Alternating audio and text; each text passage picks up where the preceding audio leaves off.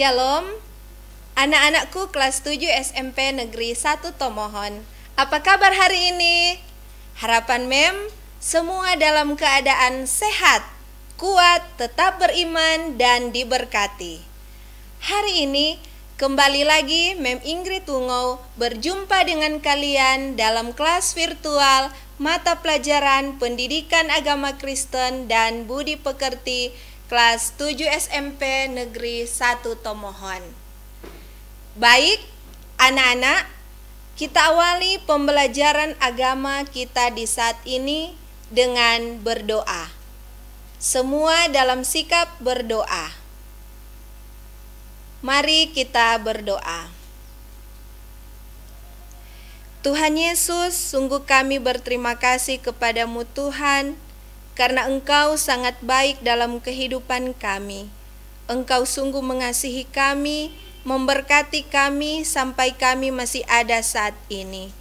Di tengah pandemi COVID-19 ini, ada kerinduan bagi kami semua Tuhan, baik kami sebagai guru-guru maupun sebagai siswa, untuk kami dapat belajar bersama.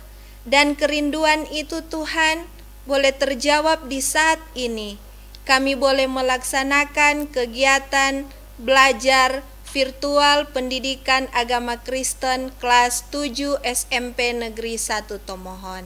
Untuk itu kami bermohon kepadamu Tuhan, biarlah Engkau berkati kami semua yang belajar dari rumah kami masing-masing secara live streaming, supaya benar-benar apa yang kami pelajari saat ini boleh berguna untuk masa depan kami semua, masa depan bangsa dan negara kami, terlebih masa depan gereja Tuhan.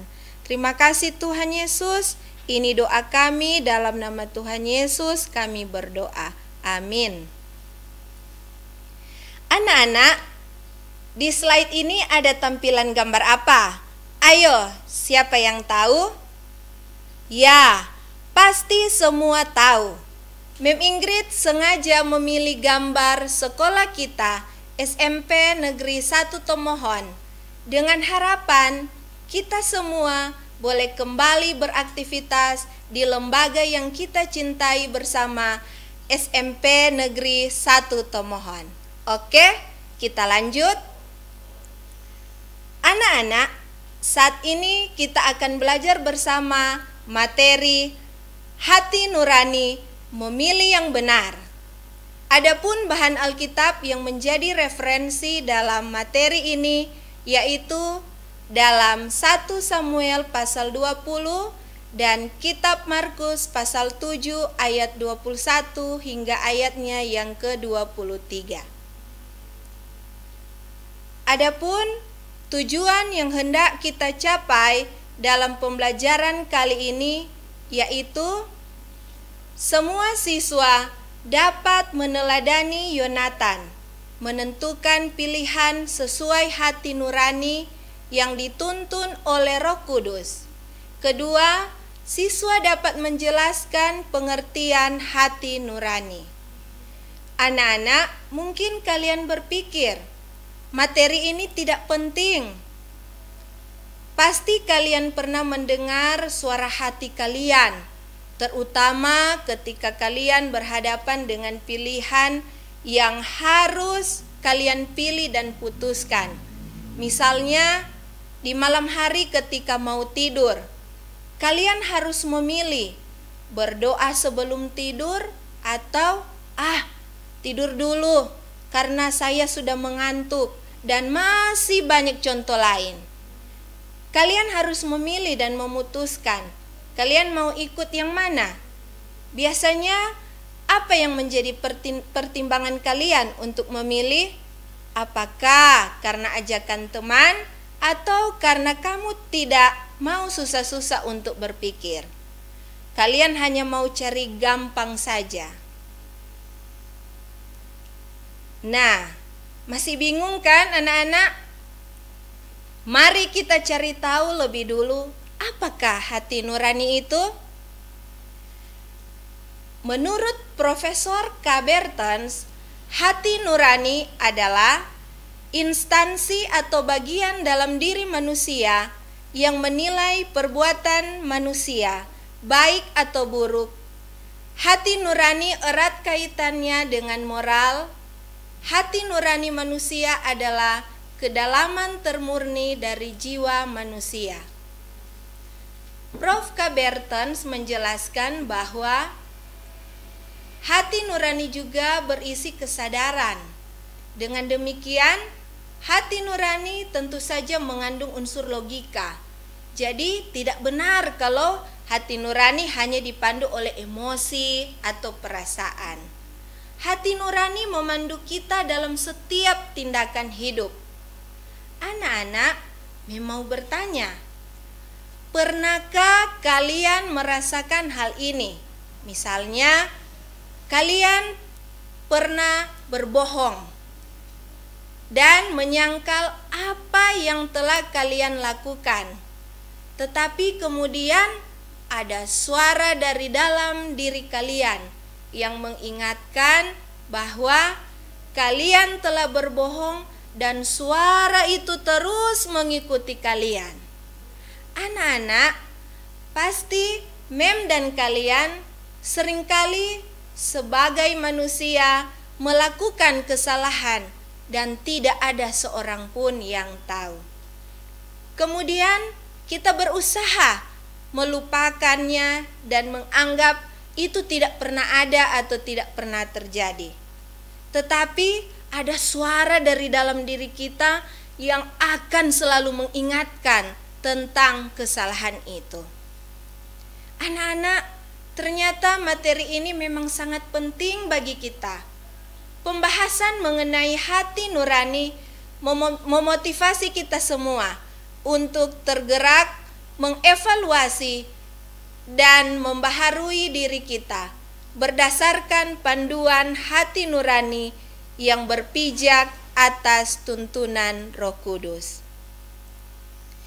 Pertanyaannya sekarang, apakah hati nurani bisa salah? Ya, ternyata hati nurani itu bisa saja salah. Karena hati nurani itu berkaitan erat dengan kesadaran diri. Dalam slide ada contoh hati nurani yang salah yang bisa kalian baca. Ibu sudah memberikan contoh. Kadang memang kita yakin apa yang kita lakukan benar, padahal itu salah. Oleh karena itu, hati nurani harus selalu dididik dan dilatih untuk membimbing ke arah yang benar. Seberapa pentingkah hati nurani itu bagi kita manusia? Khususnya bagi kalian anak-anak remaja? Ternyata hati nurani berperan dalam membentuk karakter manusia. Caranya dengan dilatih dan terus dididik atau diajari sampai bisa. Dengan demikian, kalian sebagai remaja akan menghasilkan perbuatan baik, memilih dan mengambil keputusan yang benar. Bagaimana caranya? Yang pasti tekun berdoa dan membaca Alkitab, serta kalian dapat mencontoh orang-orang di sekitar kalian yang dapat dijadikan teladan untuk kebaikan dan kebenaran hidup. Anak-anak, dalam Alkitab pun kita belajar bahwa hati nurani itu sangat penting.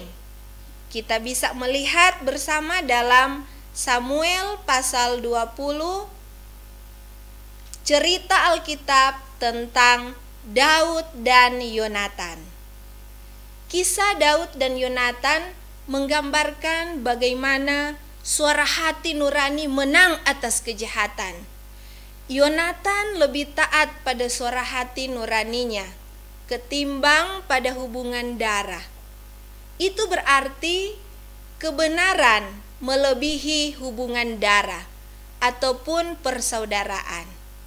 Manusia harus terus melatih dan mendidik hati nuraninya supaya memiliki kepekaan.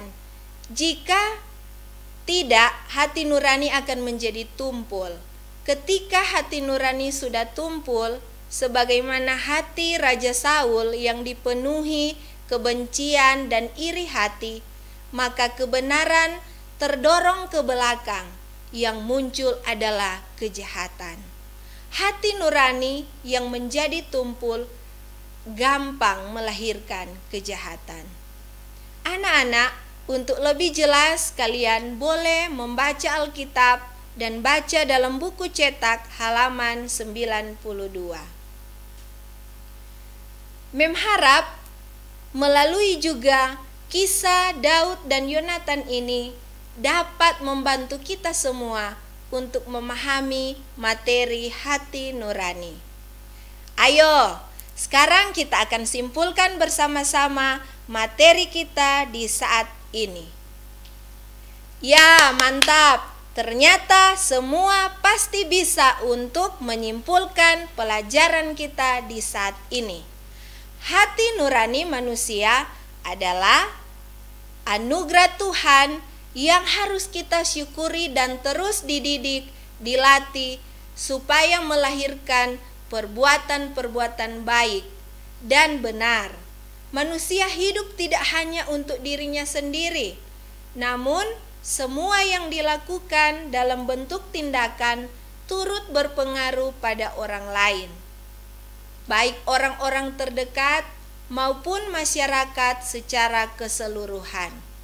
Jika hati nurani manusia terus diasah, maka akan melahirkan berbagai tindakan yang baik dan benar, dan dengan demikian membawa pengaruh positif bagi kehidupan pribadi dan orang lain di sekitarnya. Kesadaran hati nurani membuat manusia selalu berhati-hati dalam mempertimbangkan tiap kata dan perbuatannya, sehingga hidupnya menyenangkan bagi dirinya sendiri dan orang lain. Anak-anak, di akhir pembelajaran ini ada tugas yang akan memberikan berkaitan dengan materi yang sudah kita belajar bersama tentang hati nurani. Nah, itu di slide sudah ada 3 soal yang akan kalian kerjakan bersama. Kalian bisa menggunakan Alkitab dan buku cetak agama yang ada. Pasti soal ini mudah dan kalian bisa menjawabnya. Langsung dikerjakan ya. Dan jika sudah selesai, silakan kirim tugasnya ke WhatsApp-nya Mem Ingrid atau bisa ke wali kelas kalian masing-masing. Kita tutup pelajaran saat ini dengan berdoa. Semua dalam sikap berdoa. Mari kita berdoa. Tuhan Yesus, kami berterima kasih kepadamu Tuhan, karena Engkau sungguh mengasihi kami.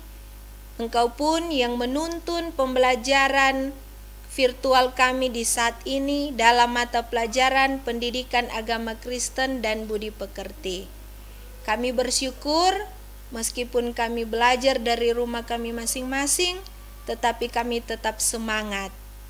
Bapa di sorga, karuniakan kepada kami selalu hati nurani yang baik, yang benar-benar berasal daripada Roh Kudus Tuhan, sehingga kami sebagai siswa-siswi yang takut akan Tuhan benar-benar dapat memilih hal yang baik, yang benar, sesuai dengan apa yang Engkau kehendaki. Terima kasih Tuhan, inilah doa kami yang kami bawa di dalam nama Tuhan Yesus, Juru Selamat kami yang hidup. Amin. Anak-anak, demikian pelajaran kita saat ini sudah selesai. Sampai jumpa lagi minggu depan. Tetap semangat untuk terus belajar. Tetap tinggal di rumah, jaga kesehatan, dan selalu berdoa. Tuhan Yesus memberkati.